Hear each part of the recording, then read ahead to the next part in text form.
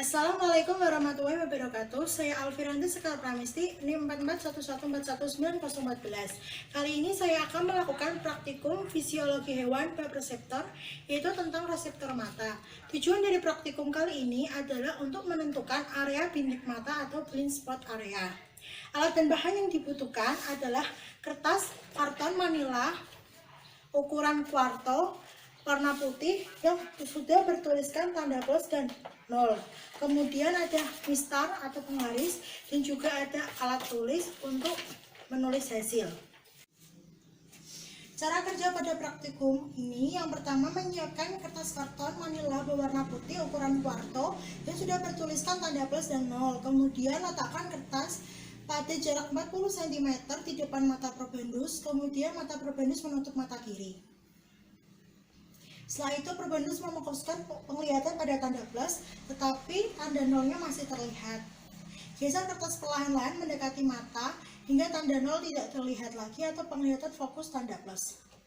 Apabila tanda nol tidak terlihat lagi, maka probandus bilang stop. Kemudian ukur jarak menggunakan mistar.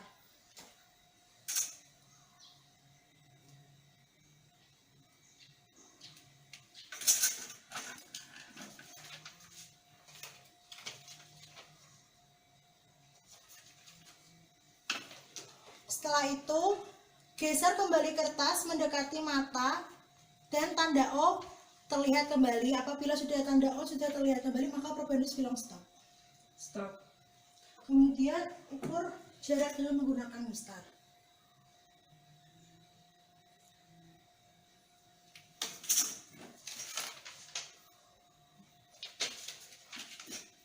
Kemudian lakukan langkah seperti tadi dengan menutup mata kanan.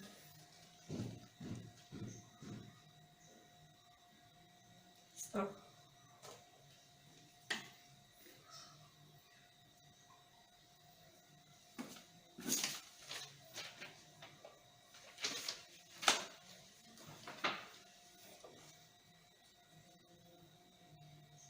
Stop.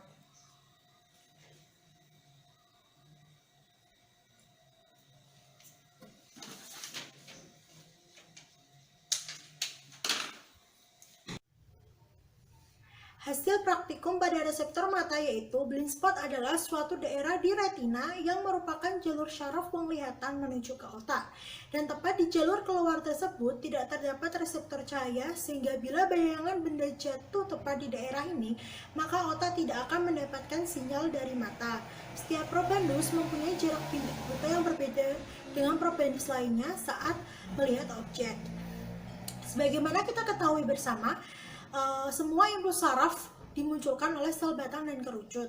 Sel batang merupakan bagian retina yang mampu menerima rangsang sinar tak berwarna, sedangkan sel kerucut adalah bagian retina yang mampu menerima rangsang sinar kuat dan berwarna. Sel batang dan kerucut ini berjalan kembali ke otak melalui neuron dalam syaraf optik. Oleh karena itu, objek dapat ditebak bentuknya. Bayangan akan nampak jika pembiasan cahaya dari suatu benda tersebut jatuh di bagian bintik kuning pada retina. Kejelasan mata dalam melihat benda antara probandis satu dengan yang lainnya pasti berbeda dan juga bervariasi. Hasil yang didapatkan pada praktikum ini yaitu pada mata kiri jarak 0 tidak terlihat 30 cm, jarak 0 terlihat 20 cm, sedangkan pada mata kanan jarak 0 tidak terlihat 26 cm, jarak 0 terlihat 20 cm. Assalamualaikum warahmatullahi wabarakatuh. Saya Raini Arianti, NIM 4411419136 dari kelompok 5 akan mempraktikumkan tentang reseptor kulit. Tujuan dari praktikum ini adalah untuk menentukan kepekaan dan distribusi reseptor pada kulit. Alat dan bahan yang digunakan, yang pertama jarum pentul, kemudian ada garpu yang direndam air panas, kemudian ada garpu yang direndam air dingin, kemudian ada alat tulis,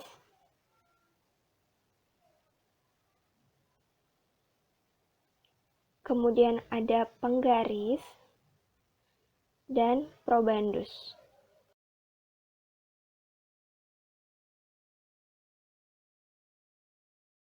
Pertama, buat persegi di telapak tangan dan punggung tangan probandus sebesar 2,5 cm. Kemudian dibuat 25 titik. Pada titik tersebut disentuhkan jarum pentul sebagai uji rasa nyeri. Kemudian, jika terasa nyeri, maka diberi tanda pada kertas tersebut.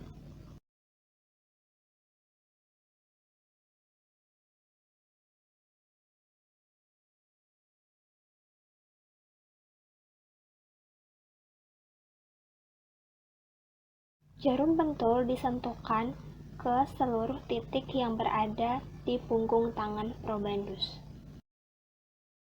Setelah mendapatkan hasil rasa nyeri pada punggung tangan, kemudian selanjutnya adalah pada telapak tangan. Lakukan sentuhan dengan jarum pentul pada titik-titik di telapak tangan probandus. Kemudian ditandai pada kertas jika terasa nyeri.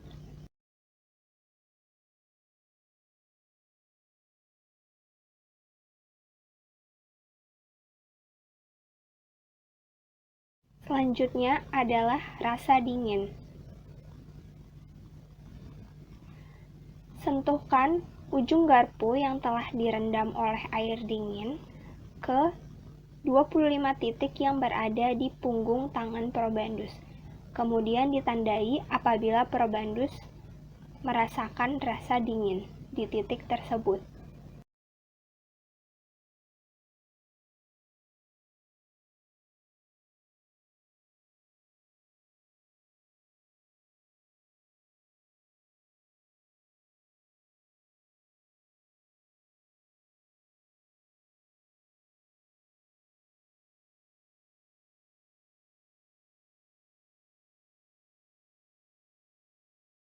Setelah mendapatkan hasil pada punggung tangan, kemudian lakukan juga terhadap telapak tangan probandus.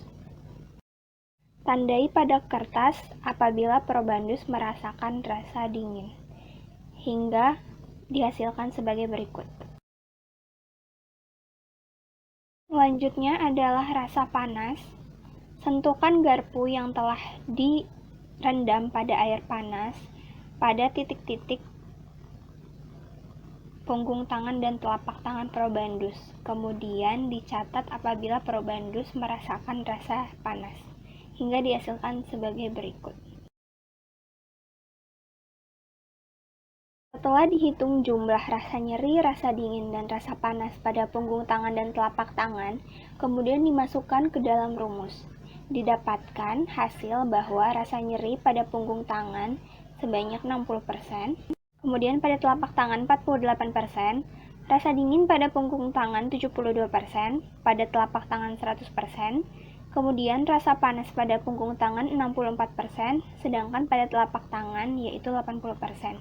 Diketahui bahwa reseptor tertinggi pada probandus yaitu rasa dingin, baik itu di punggung tangan maupun di telapak tangan probandus.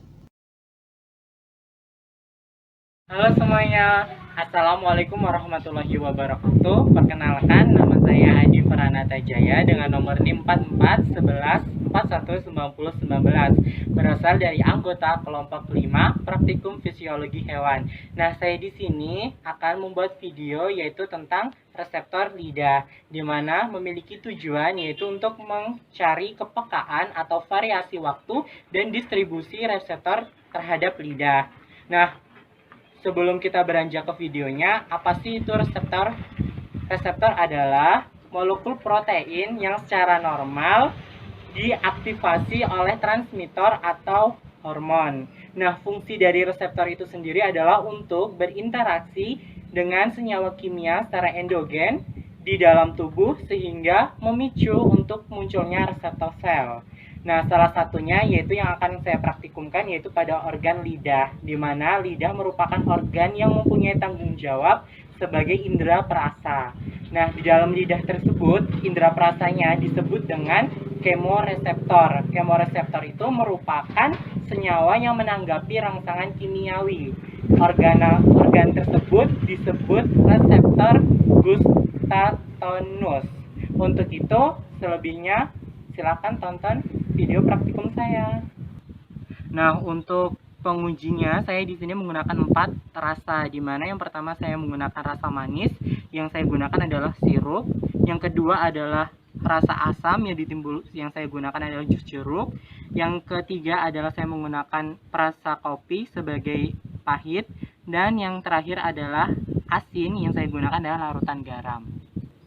Nah, untuk sebelumnya tadi kan bahan. Nah, untuk selanjutnya yaitu alat yang dipersiapkan. Yang pertama adalah katembat, dan yang kedua adalah stopwatch untuk mendeteksi distribusi waktu yang diperlukan probandus untuk mendeteksi rasa. Nah, untuk sebelum melakukan praktikum selanjutnya, terlebih dahulu probandus melakukan yaitu berkumur-kumur atau membersihkan area mulutnya dengan air.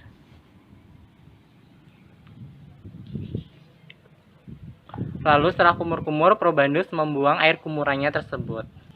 Setelah selesai berkumur, probandus diminta untuk menutup area matanya.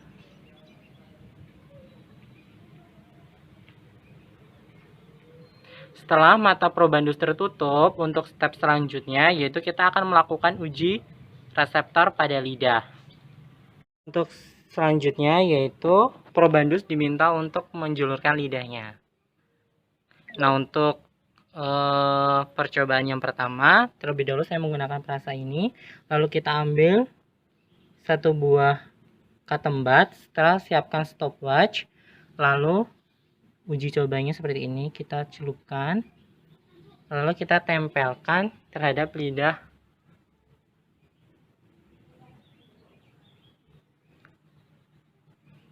Stopnya dimulai. Set. Ayo tebak. Manis. Dihasilkan waktu distributornya ya teman-teman.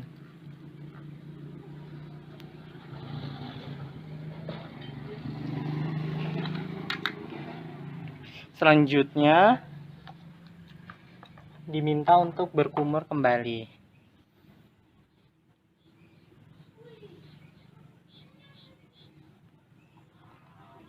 Untuk selanjutnya tetap dengan rasa yang awal yaitu rasa ini, dan kita akan distribusikan yaitu pada lokasi yang berbeda atau tidak sesuai dengan teori, dimana kita akan mengambil katembat,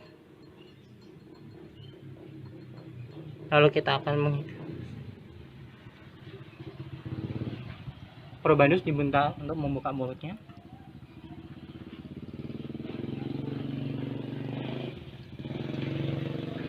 Rasa apa yang ditimbulkan? Asam. Nah, untuk rasa yang pertama telah selesai, lalu kita akan lanjutkan ke rasa yang kedua. Nah, untuk rasa yang kedua adalah rasa ini yang saya gunakan, yaitu kita menggunakan katembat, lalu kita mengaktifkan stopwatch terlebih dahulu, lalu kita celupkan. Probandus diminta untuk membuka mulutnya.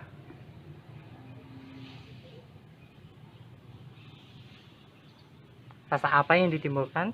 Pahit. Setelah melakukan uji coba yang kedua, yaitu pada lokasi yang benar, terlebih dahulu probandus untuk mengkumur-kumur. Setelah itu, kumur-kumur dibuang terlebih dahulu. Nah, untuk selanjutnya yaitu tetap rasa yang kedua, namun kita akan melakukan lokasi yang berbeda.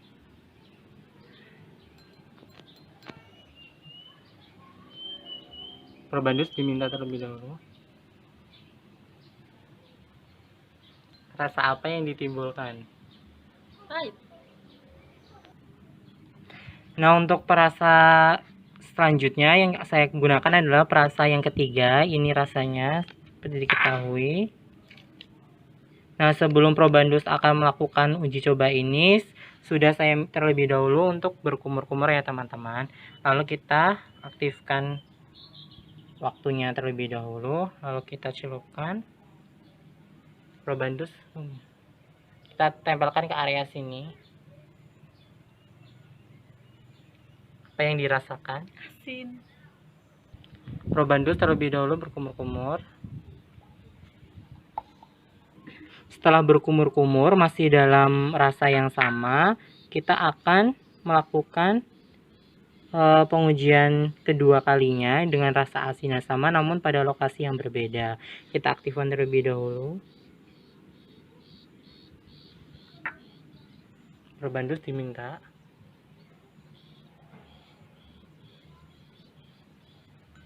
Rasa apa yang dirasakan?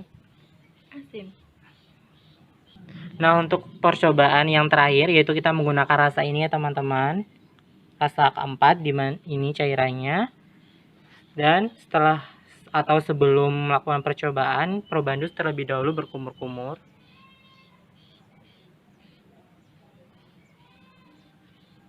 Setelah berkumur-kumur, probandus membuang air kumurannya terlebih dahulu. Setelah probandus selesai berkumur-kumur, kita akan melakukan percobaannya. Celupkan terhadap rasa yang keempat, lalu kita distribusikan. Probandus diminta terlebih dahulu. Buka.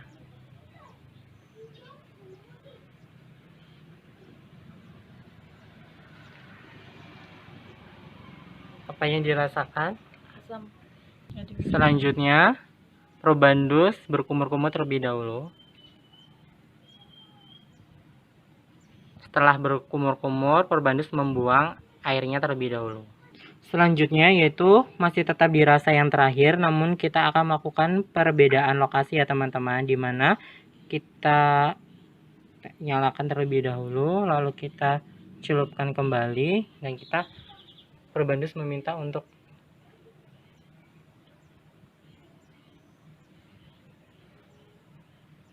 rasa apa yang dirasakan? Asam.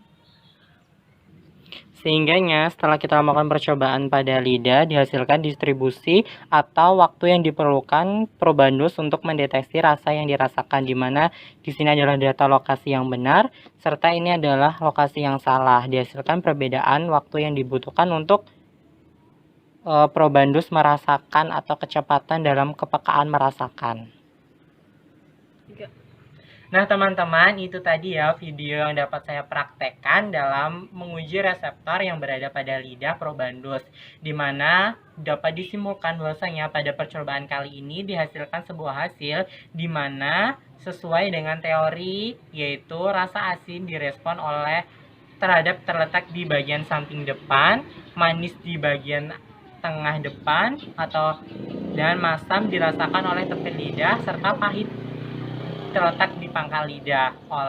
Ini berdasarkan sumber Ernita pada tahun 2016, sehingga reseptor mampu dapat bekerja dengan baik dan mampu menerima stimulus dengan tepat. Oleh karena dapat sampaikan, kurang dan lebihnya saya mohon maaf. Saya akhiri, wabillahi taufiq wal hidayah. Wassalamualaikum warahmatullahi wabarakatuh. Terima kasih semuanya.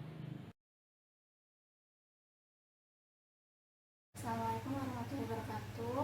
Perkenalkan, nama saya Fedina Ismail Halabita dengan NIM 14111902. Pada kesempatan kali ini saya akan melakukan praktikum fisiologi hewan uji reseptor pada telinga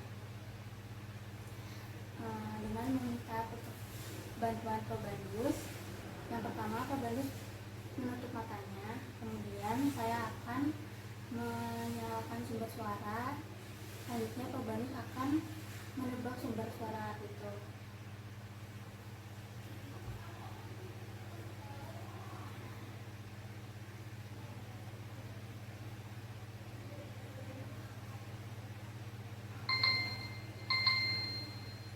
Atas,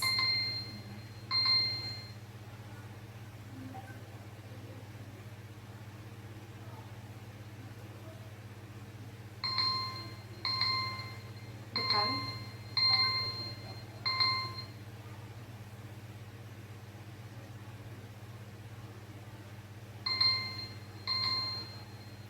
belakang,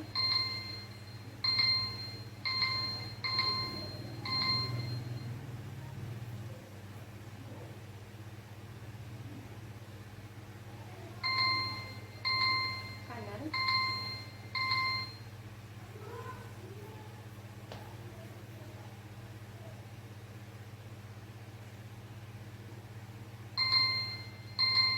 kiri.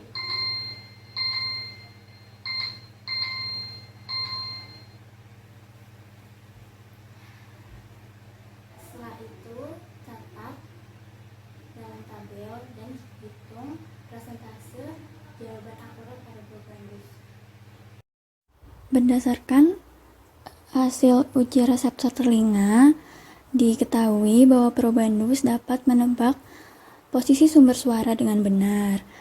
Maka dari itu, hasil presentase sebesar 100%. Pada percobaan reseptor telinga, stimulus berupa suara yang akan diterima oleh reseptor yang berada pada telinga, tepatnya pada koklea, yang berupa sel rambut atau fonoreseptor. Dengan adanya fonoreseptor ini, lokasi sumber suara dapat ditebak oleh probandus dengan benar.